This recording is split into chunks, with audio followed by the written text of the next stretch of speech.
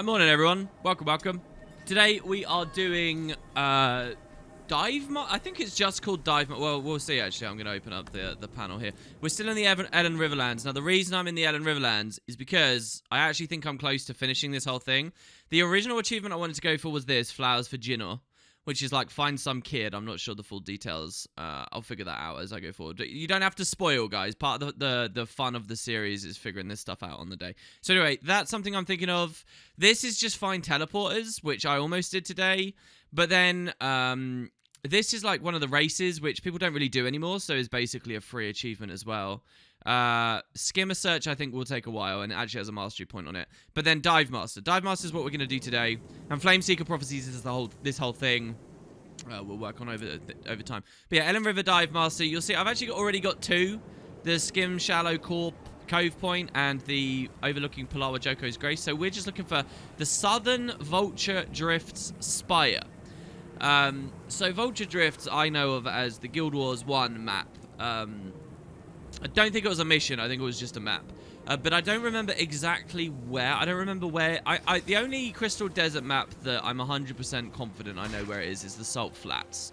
Because it's just very well recreated in Guild Wars 2. And I don't know, for some reason it sticks out in my memory. Also, I can kind of pinpoint where the missions were and what was going on with them. Like where the Thirsty River is and so on. But Vulture Drifts in a window, I don't know where it was, which general region of the Crystal Desert. So I chance that it's the right. As I do this on post-commentary, I realize quite blatantly that I'm wrong. I just mentioned the Thirsty River. A weird bit of trivia and a fact about Guild Wars 2 that I'm pretty familiar with is that the Thirsty River, its mission parameters where you go to on that, you can't actually visit in the sequel in its entirety. It's off the map to the right.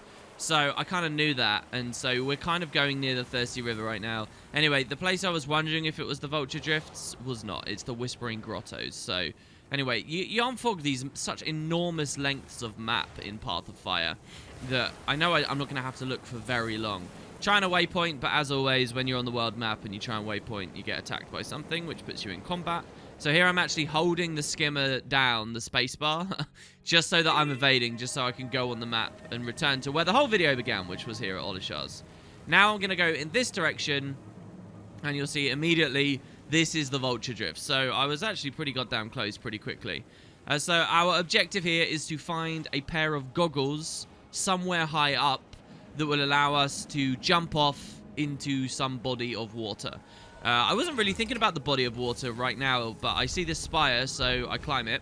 You never know, then it doesn't need to be a lake or something nearby. You can potentially find like a bucket of water that they drop, like in Draconis Mons. I mean, that was kind of an ironic one, because it was a bucket of water in other water. It was just not boiling. Anyway, so yeah, I actually think I'm about to finish the whole achievement. The video is going to be ridiculously short. That's why I pick up that sand pile, because I'm like, oh, I can take my time. But looking on the top, I realized there isn't a diving goggles here. There's just a griffin roost, which is kind of cool to see, actually. It's been so long since I've thought about the acquisition of the griffin. And then I remember, of course, it said the south of the Vulture Drift. South. And when I open the map, I realize at the very north of the Vulture Drifts. So, I go to my map and put that personal waypoint there. What that does for me is tells me, okay, you can keep exploring, but once you pass your personal waypoint, that's the southernmost area of the Vulture Drifts, right? So you can check all the spires until eventually you get to that one. Once you're past the personal waypoint, I'm imagining it as a line. Once I pass that, I'm actually in a different area of the map, like the river or whatever it's called. So so I know that the goggles probably I would have missed them already. So opening the chest, admiring the sound effects. I really love the audio. I love everything about this map, really. It's so gorgeous, and if you set your audio balance just right, it can be a lot of fun. So here we're just still climbing on high up areas and wondering what we can find. And of course, this is the area of Path of Fire where you climb on these high things and you find elementals, you find Jinn, which I still think is a fascinating and awesome thing for the devs to have done, that you find air Jinn high up in the sky. They're actually quite dangerous as well, if I remember. My build right now is a PvE Scourge with Parasitic Contagion, that I mentioned I didn't think was the greatest thing in the world yesterday. But it does at least allow me to resustain to a certain extent. And so, yeah, here I'm pretty much convinced I've got him killed, and I'm happy with that because the brake bar's down, so I walk away, but my conditions start dropping off. This is actually a Sinister gear set that this character's on. The justification for Sinister in open world is that you don't find many big bosses. So take the more upfront loaded condi damage to just clear stuff up quicker. It means over time it's less skills you use, if that makes sense. Obviously, if you go Vipers and stuff with expertise, you have way more damage over a long window because your conditions stick about for longer. But in open world, you kind of want a condi build to feel kind of bursty, right? That's why I'm thinking Sinisters. But I don't know whether that conceptually really pays off in practice, really. Because like there with that Jin, you see he didn't die in the initial like wave of abilities that I used. I kind of have to keep focusing on him. While Vipers, I could have ignored him. He would have died anyway. So yeah, maybe Vipers is still more fun. And the other thing is obviously open world does have tankier creatures, particularly expansion stuff. And especially when you start getting to events and meta events, you can maybe even consider so as well. I don't know, like wave-based assault events, probably Sinister is better, especially in large groups. For tagging purposes, I guess. Anyway, so yeah, we're just gliding through this region.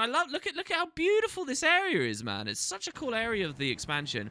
And we're just kind of scouring the tops to see if we can find one with diving goggles. And I kind of luck out quite quickly. You'll see in the background there's a really high spire. Why the devs put the diving goggles on this one and not the one slightly further to the south, I don't know. Is it because there's a mastery point there or something? I just don't fully recall. My recollection of where all the content is in expansion maps is pretty low. And one, it might be because I play it a little bit less than core or whatever. But two, I think it's because a lot of the most exciting things about these places is once in my whole life I do it and then I'm gone. You know, if that is a mastery point that invests me to go to the top of that, then no wonder I don't remember anymore because I did it once a year and a half ago. And now, you know, that's it.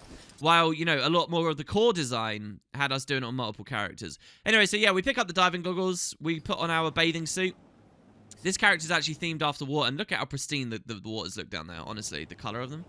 We fall down. I have the Super Cloud Mini, and you'll see he's teleporting next to me constantly. I really like that little effect there. And we plunge in, and there you go. So that was Elon River Dive Master completed. That's my AP for the day. Some of you might be watching this video and thinking, well, hold on, WP. Shouldn't you show all the Dive Master locations? Like, what the hell?